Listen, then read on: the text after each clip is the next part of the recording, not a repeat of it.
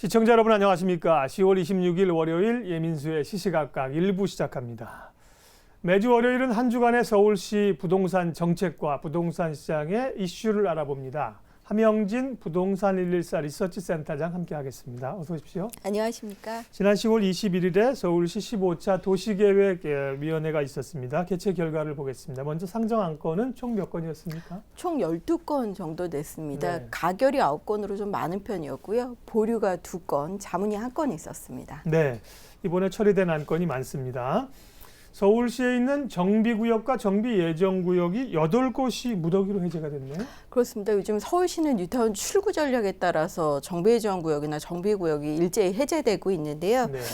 이번에도 도계위가 마포구 망원동 439번지 일대를 포함해서 8곳의 정비구역의 해제 안건을 전격 통과시켰습니다.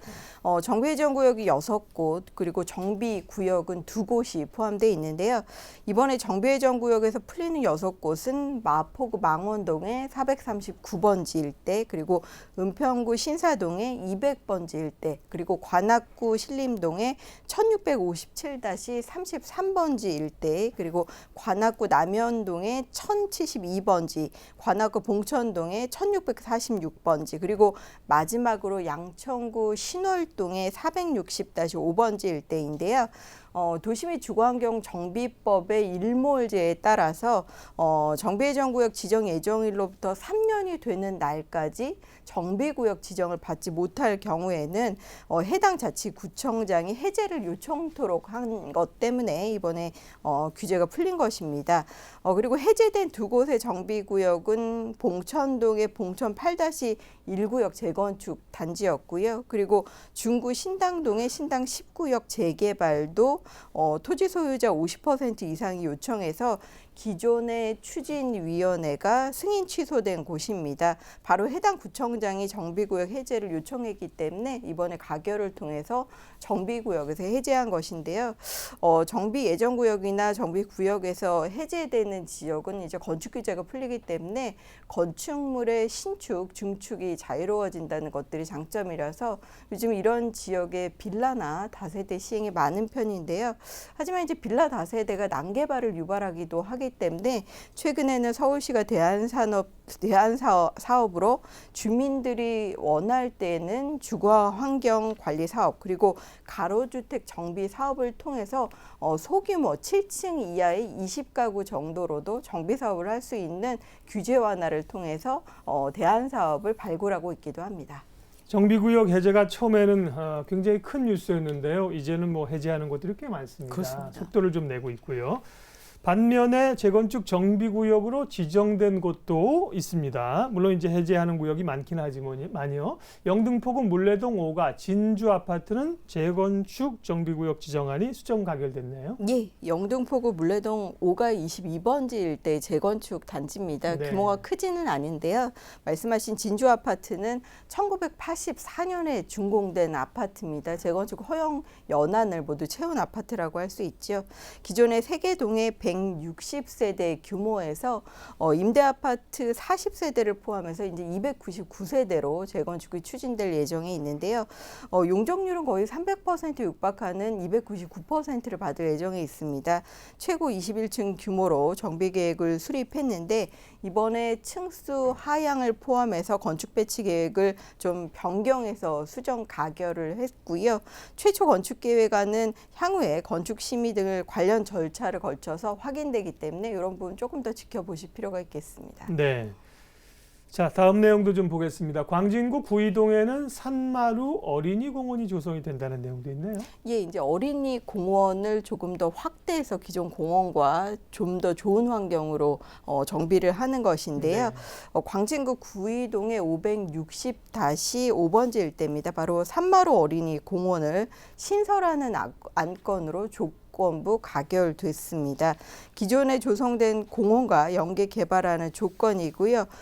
기존 공원에 붙어있는 나대지를 공원으로 함께 조성해서 환경 변화나 토지 이용 영향을 최소화했다고 할 수 있는데요.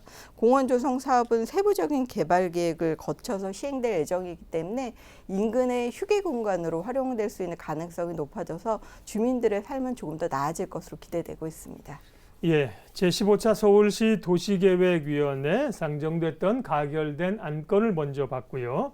이번에 이제 부동산 시장의 이슈를 좀 얘기해 보겠습니다. 보건복지부나 정부가 지난 10월 19일 날 저출산 고령 사회에 대비한 기본계획 시안을 발표했는데요.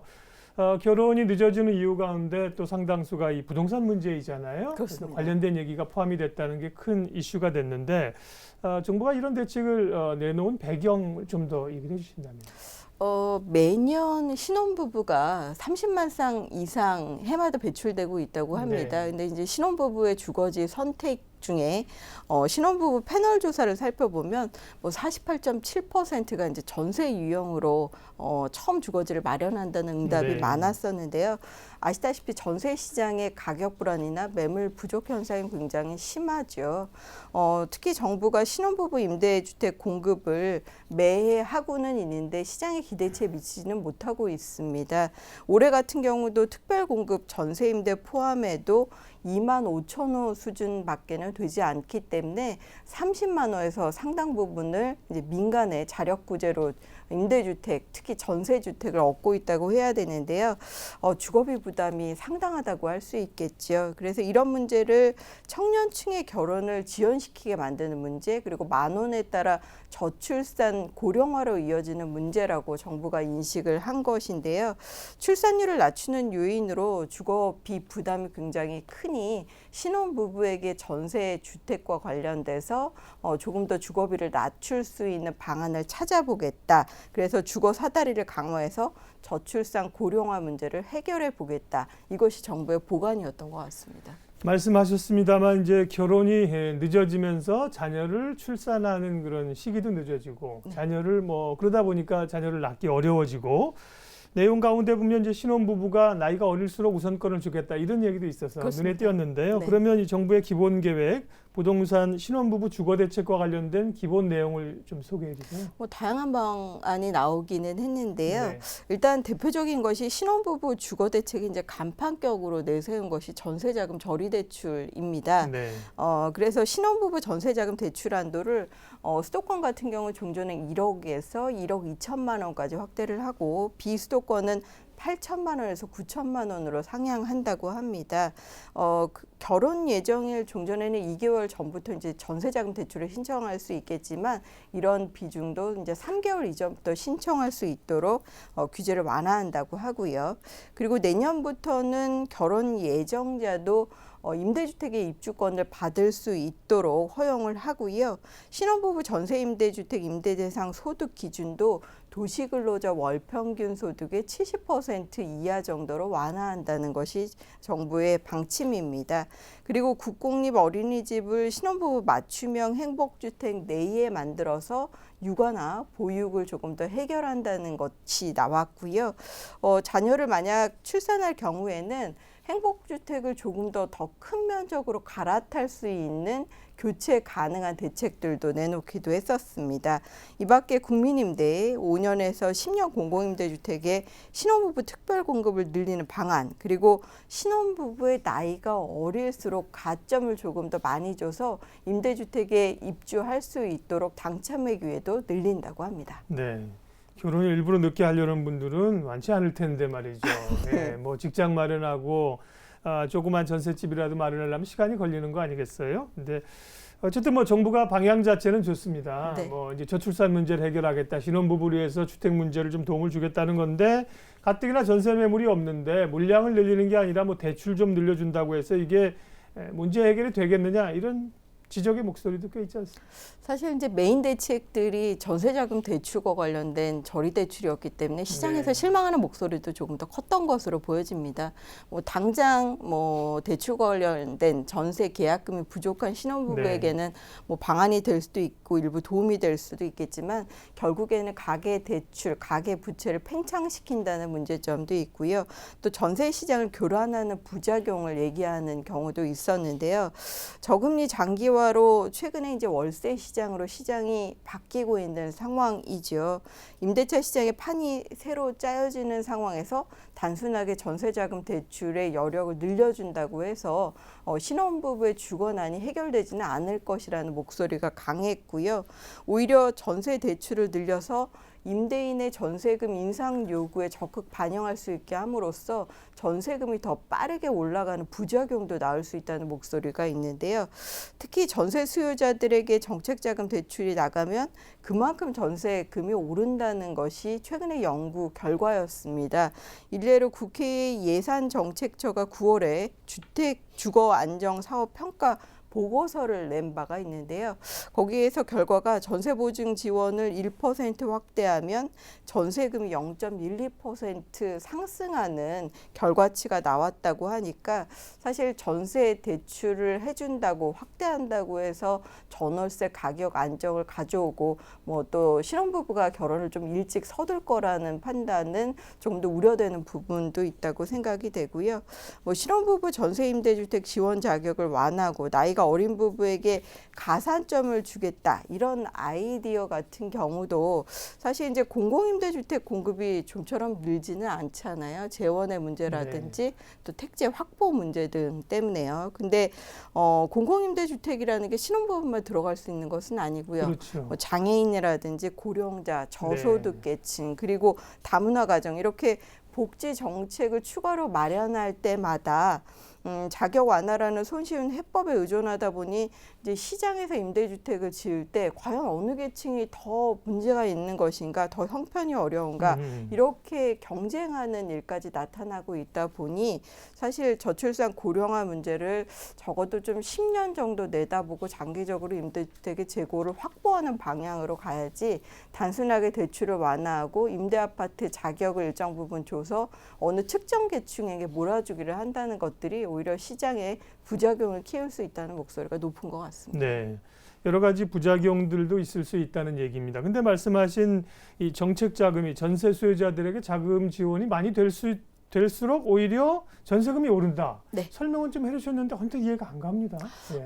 사실 그 전세금이 네. 7, 8년 이상 가격 상승이 장기화되고 있습니다. 네. 요즘에 성북구 기름동 같은 경우는 갭 투자나 이제 무피 투자도 성행하고 있다고 하는데요. 뭐예요? 예. 전세가율이 매매가의 87%, 85% 정도 되다 보니 한 3천만 원 내지 5천만 원 정도로 집을 사서 집을 아예 사서 이거죠. 세를 네. 놓을 때 전세금을 조금 더 올려 세를 놓는다고 합니다. 그래서 이런 것들을 세입자 입장에서는 대출을 확보해서 네. 차라리 임대주택 전세를 선호하는 경우도 있는데 결국엔 깡통 전세라든지 또 세입자의 부채를 늘리는 부작용을 가지고 또 임대료도 올라가는 문제점도 있기 때문에 사실 대출이 모든 것의 근본적인 해답은 아닌 것 같습니다. 그렇군요. 예. 다음은 이제 분양시장 얘기하겠습니다. 분양시장이 주택시장에서 이제 가장 뜨거운 분야인데요. 11월이 코앞인데 11월 그러면 이제 11월, 12월 약간 좀 이제 비수기가 아닐까? 9월, 10월에 비해서 이렇게 그렇죠. 생각이 드는데 물량이 꽤 많다면서요. 네, 올해 워낙 분양 시장이 뜨겁기 때문에 이제 겨울철이 본격화되는 4분기 11월, 네. 12월에도 분양 물량의 수치가 줄어들지 않고 있습니다. 11월 가을 분양 사실 11월은 가을 분양 성수기가 좀 지나면서 분양 물량이 줄어들고 평년 수준의 사례를 보더라도 분양 시장의 일정 부분 이제 장마감을 하는 시즌인데요. 올해는 조금 다른 모습입니다. 11월에 전국 신규 아파트 분양 예정 물량이 약 6만 7천 가구를 넘어설 것으로 기대되고 있는데요. 이달 5만 9,407가구보다 무려 7천여 가구 분양 물량이 증가할 것으로 판단이 됩니다. 올해 월별 사실 최고치를 기대할 것으로 예상했던 것들이 10월 분양 물량인데 워낙 많은 물량이 있다 보니 일부 물량이 2월 된 것들이 포함되면서 11월 분양 예정 물량이 크게 확대된 것이라고 봐야 되는데요. 수도권은 전월 대비 29.7% 증가한 38,488가구 정도 분양할 예정에 있고요. 지방은 15.6% 감소한 18,603가구 정도가 공급된다고 하니까 11월 분양 시장은 지방보다는 수도권에 그러네요. 상당한 분양 물량이 몰릴 것으로 예상되고 있습니다. 네, 그러면 11월 분양을 앞둔 수도권 주요 지역 좀 소개해 주세요. 11월에 비교적 하이라이트 분양 물량이 좀 많습니다. 네. 서울은 강남 3개구 재건축 일반 분양 물량이 대거 쏟아지는데요. 강남구 삼성동의 삼성동 센트럴 아이파크 416가구가 일반 분양되고요. 서초구 잠원동의 신반포 자이 607가구도 공급이 됩니다.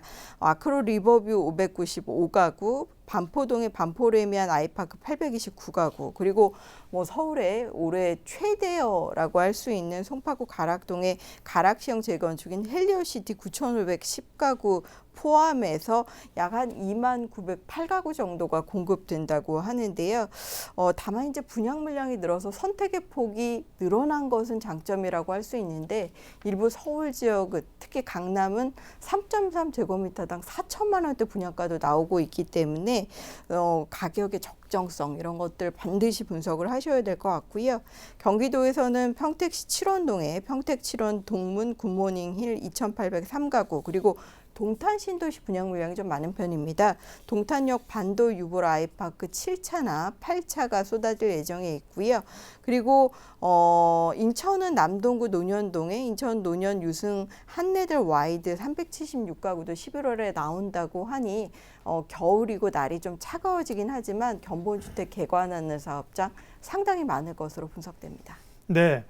분양 시장 여기까지 해주셨습니다. 그런데 이제 강남권은 말씀하신 것처럼 3.3제곱미터당 4천만 원을 넘어서서 그림의 떡이 아니라 그림의 아파트입니다. 네, 가고 싶은 마음이 있어도 그렇습니다. 잘 골라 이 수도권 지역 여러 곳이 있으니까 면밀하게 좀 검토하시라고 말씀해 주셨습니다. 부동산 114 함영진 리서치 센터장님 함께했습니다. 고맙습니다. 맞습니다.